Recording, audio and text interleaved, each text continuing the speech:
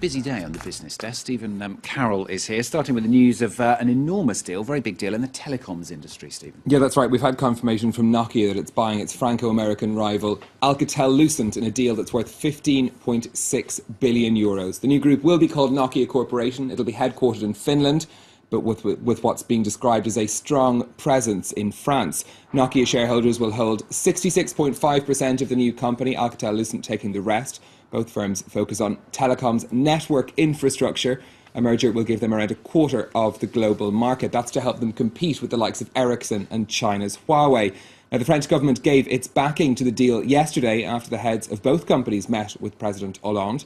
Economy Minister Emmanuel Macron said it would be a good step for Alcatel and said that they'd been promised that there'd be no job cuts in France. The Paris-headquartered Alcatel-Lucent has been undergoing a massive cost-cutting programme in an effort to return to profitability. The companies say they expect to save 900 million euros thanks to the deal, but it's not clear yet where exactly those savings will come from. Google, we're going to talk about them now. They're under the spotlight in the EU again, aren't they? That's right. The internet giant is set to be accused of abusing its dominant position in the internet search market. A statement of objections, the opening salvo in a competition law probe, will be issued by the EU's competition commissioner, Margrethe Vestager, later. An internal memo confirms that Google was expecting the charges. It says they believe they have a very strong case with especially good arguments when it comes to services for consumers. The EU's 5-year investigation into Google was nearly resolved without charges last year, but that deal fell apart at the last minute. A separate probe is also expected to be announced into Google's Android operating system.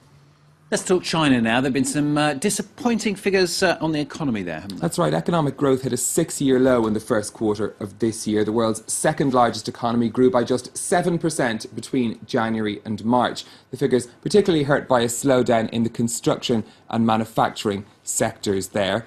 Let's see now how the markets have reacted to that news and trading. We'd seen the Shanghai Composite trade down after that news was announced, down around 1% in trading today. As you can see, it's come back slightly since that, down around 0.5% now. The Hang Seng in Hong Kong not seeing much reaction to it. Meanwhile, in South Korea, the Kospi and Seoul trading up thanks to some news in the electronics industry there. Well, to talk more about China and some other stories, we're joined in studio by Naeem Aslam, who's the Chief Market Analyst at AvaTrade. Naeem, thanks for coming in to see us. Thank you for having me. What's your take on China? Should we be disappointed or relieved with this figure of 7% growth? I think it's a bit of a mixed feeling. If you look at the 7%, was I disappointed when I saw that reading this morning? No, not really. Because you were expecting that. If you look at the import and export figures, which were released earlier, they were pretty much reflecting what the GDP figure was going to be. But what's keeping me awake at night is not really the GDP figure itself. It's the Chinese junk bonds and the level where they are right now. The amount of these junk bonds that the investors are holding, they are at the same level what they were back in 2004. Now, you may want to ask me that, okay, then why is there really a concern, the junk bond? The junk bonds basically have an enormous amount of debt for the companies which cannot pay. Moody has already said that the default ratios has already gone above 5.1%, which is well above than any other country within Asia.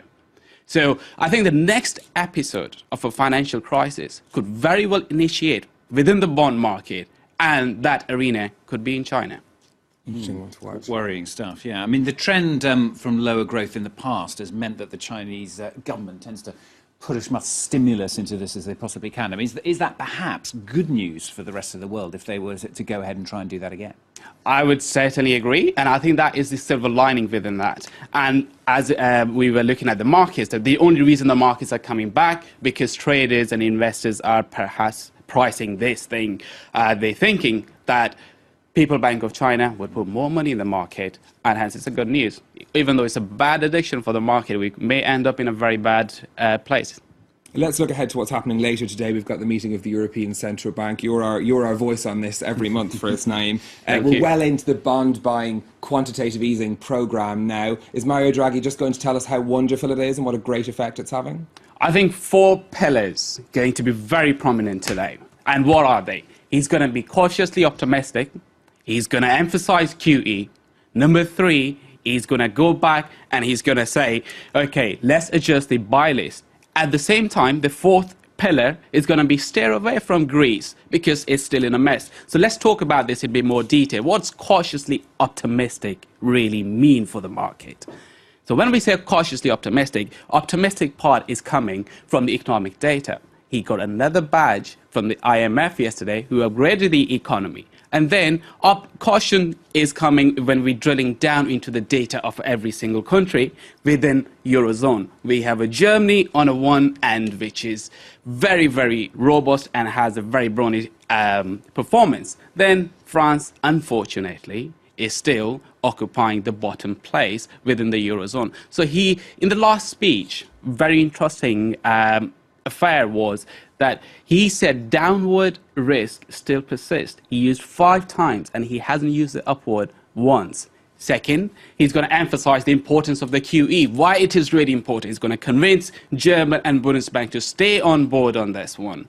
Number 3, we could possibly be listening and be hearing more about the buy list. Because you remember last time we were talking about that the ECB has initiated the quantitative easing, but there is a limit for minus 0.2%. Bond yields going to be very much concern for Draghi today, and he could possibly be removing that list, or he could go and he could increase his shopping list. He could extend the number of countries where they will be doing that. Finally, it's Greece. Nearly over 7 billion worth of debt will be due that they have to pay by August. They are not giving up to the German wish list or whatever they want them to do. So as long as they don't do that, I think ECB, the question today, the journalist would be grilling him on this thing, would be, okay, are you going to remove the waiver? Where Greece will have, where their sovereign debt would be accepted by the ECB? These would be the few elements which are going to have a very conspicuous importance around this affair. And I feel that Greece is a story that's just not going away for the time being anyway. Unfortunately. Naeem Assam from AvaTrade, thank you for joining us. It's a pleasure to be here. That's all the business news tonight. Thank you very much, Stephen. Thank you to Stephen. Thank you to Naeem as well. I hope you get a Thank nice you. sleep tonight as well. Thank you.